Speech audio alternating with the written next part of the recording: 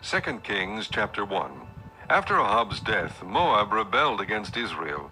Now Ahaziah had fallen through the lattice of his upper room in Samaria and injured himself. So he sent messengers, saying to them, "Go and consult Baal-zebub, the god of Ekron, to see if I will recover from this injury." But the angel of the Lord said to Elijah the Tishbite, "Go up and meet the messengers of the king of Samaria, and ask them, Is it because there is no God in Israel that you are going off to consult Baal-zebub, the god of Ekron?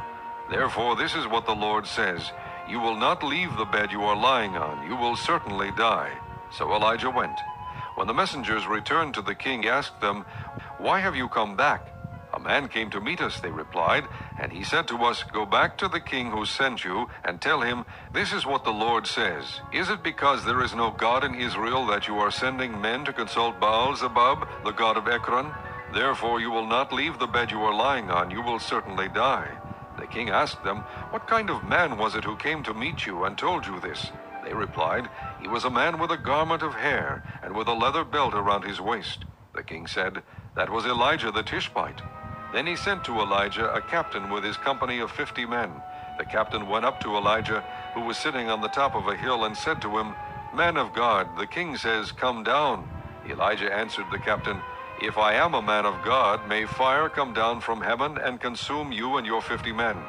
Then fire fell from heaven and consumed the captain and his men. At this the king sent to Elijah another captain with his 50 men.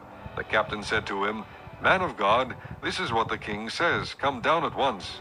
"If I am a man of God," Elijah replied, "may fire come down from heaven and consume you and your 50 men." Then the fire of God fell from heaven and consumed him and his 50 men. So the king sent a third captain with his 50 men. This third captain went up and fell on his knees before Elijah. "Man of God," he begged, "please have respect for my life and the lives of these 50 men, your servants. See, fire has fallen from heaven and consumed the first two captains and all their men. But now have respect for my life." The angel of the Lord said to Elijah, "Go down with him, do not be afraid of him." So Elijah got up and went down with him to the king. He told the king, "This is what the Lord says. Is it because there is no God in Israel for you to consult that you have sent messengers to consult Baal-zebub, the god of Ekron? Because you have done this, you will never leave the bed you are lying on. You will certainly die." So he died according to the word of the Lord that Elijah had spoken. Because Ahaziah had no son, Joram succeeded him as king in the 2nd year of Jehoram, son of Jehoshaphat, king of Judah. As for all the other events of Ahaziah's reign and what he did, are they not written in the book of the annals of the kings of Israel?